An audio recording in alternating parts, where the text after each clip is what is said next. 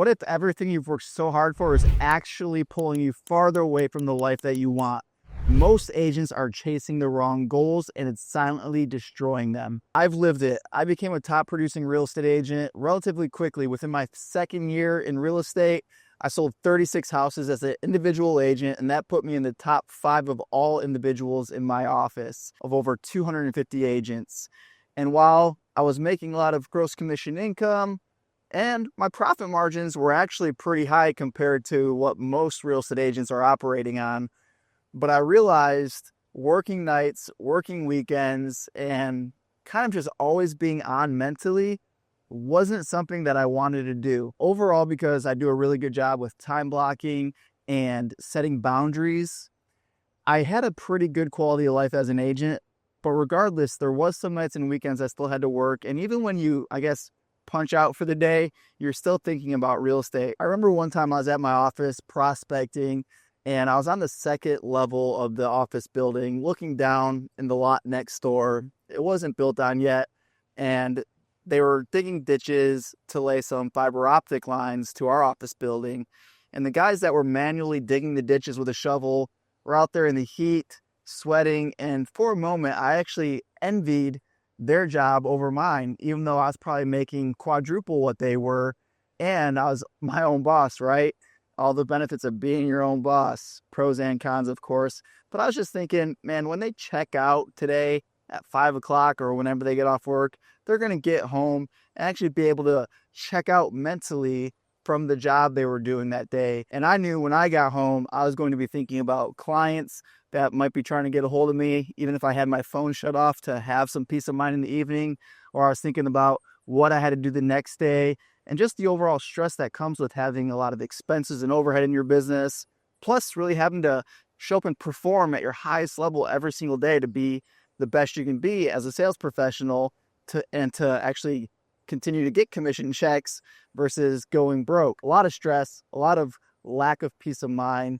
And I just had envy for them for a moment, but I quickly changed that mindset because I knew what I was working towards. I knew that I was working towards financial freedom. And what I've discovered is a lot of agents, they just keep working and working, and they don't really have a clear target of where they're going to be when they eventually get there, right? And they just stay on this transaction treadmill, getting burnt out. And I'm so thankful that I had this clear vision of what financial freedom could look like. And I have it now, living by the ocean and just getting to live this amazing lifestyle of financial freedom. But when you don't have that clear vision, it's easy to get wrapped into just that next commission check, that next commission check. So really the turning point for me was just having extremely clear goals on what I wanted to accomplish.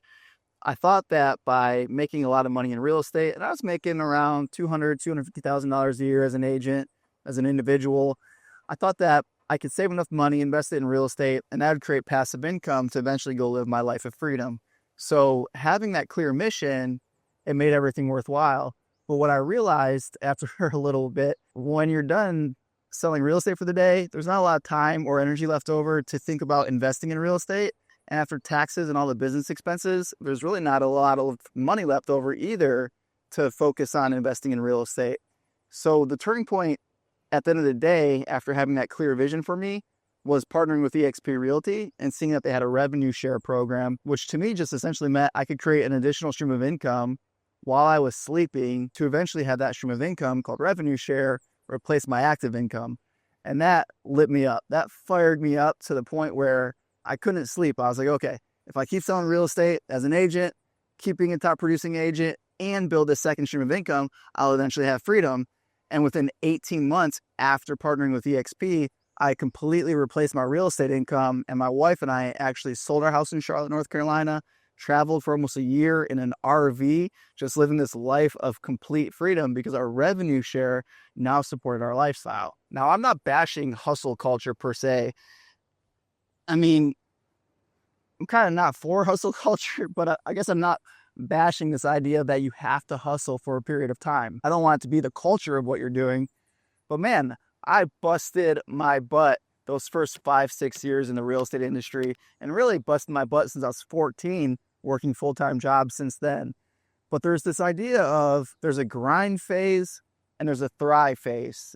And if you always spend your entire life in this grind phase, like I gotta do more, then you may never have this life that you desire. And whether that's freedom, whether that's travel, whether that's just, I don't know, focusing on woodworking in your garage and not having to be bombarded by calls of clients and thinking about where your next commission check's going to come from, whatever that is for you, if you're always in that grind phase, you'll never get to do really what you want to do in life. And isn't that what's most important? There's really three main points that I want to cover around this topic. The first one being that agents are sold a false sense of success. What they're taught is that more sales equal more freedom.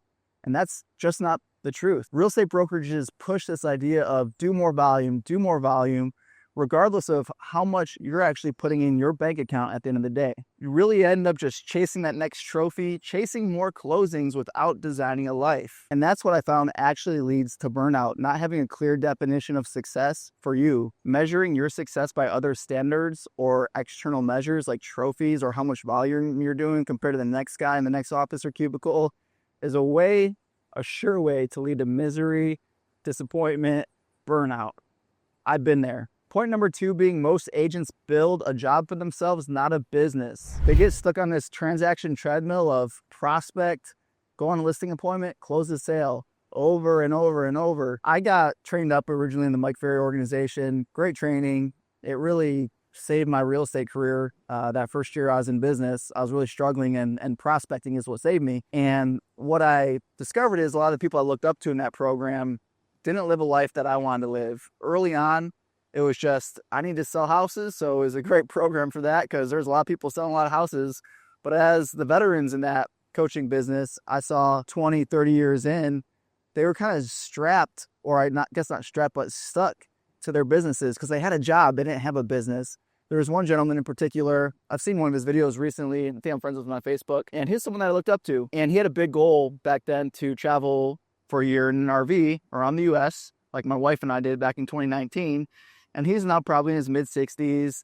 And I think he ended up accomplishing that goal. But my point that I want to make now is that he loves traveling. It's like his greatest joy from what I got from his presentation at that conference I was at in 2013. And he just recently had a hip replacement. He had a walker he had to work with. I'm not sure how long he's going to have that walker. But what I took away from it, and it really may not even be his present reality, but what I discovered was there's going to be a time in all of our lives where we don't have the perfect health and fitness to do the things that we love to do. And I love travel just like he did. And he's going to be a little limited by that hip replacement. It's just the reality. And we're all going to be there one day. So you really got to focus now while you're still young. And I think, you can be young up until you're 90. So it's really all relative. But for sure, we're all young in our 30s and 40s and even into our 50s. So while you still have that health, do the things that you love to do. Don't just get stuck selling houses, which is where I was for the first 4 or 5 years of my career. Another reason you just have a job and not a business is because you really don't have systems in place. You don't have leverage. You just have an endless list of to-dos. And that's what a job is. That's not what a business is.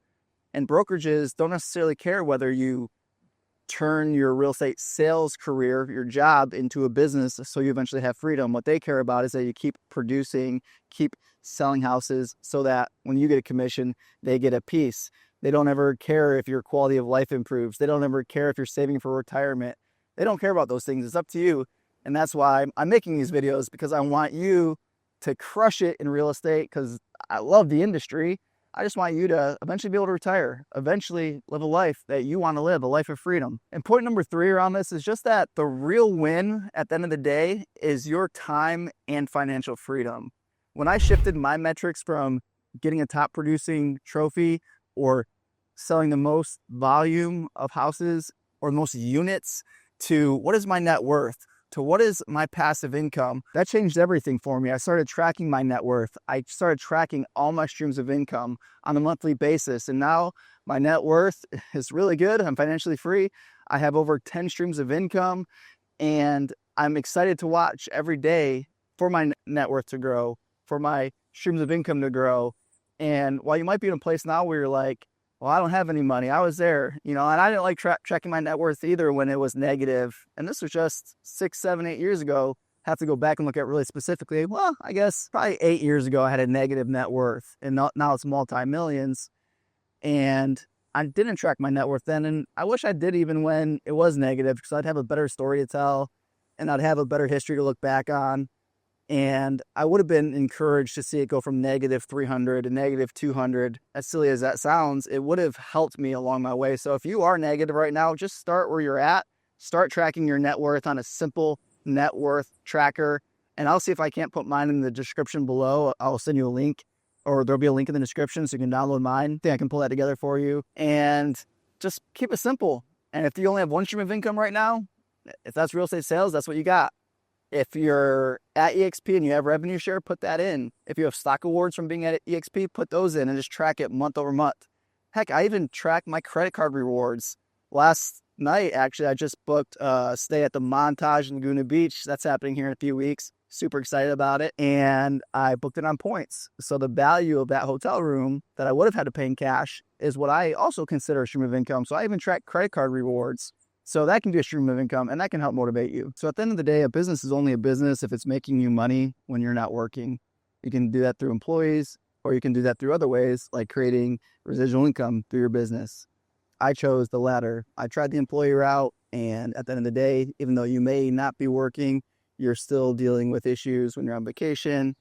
Things still come up, but residual income, it's very low maintenance, and it can truly be passive. It can truly be low stress. So that's the route that I went on. So you have two options as a business owner: build leverage through people and systems, or build leverage through residual income. And until you're earning money while you're sleeping, you'll never truly have freedom, true freedom, location, time, financial freedom.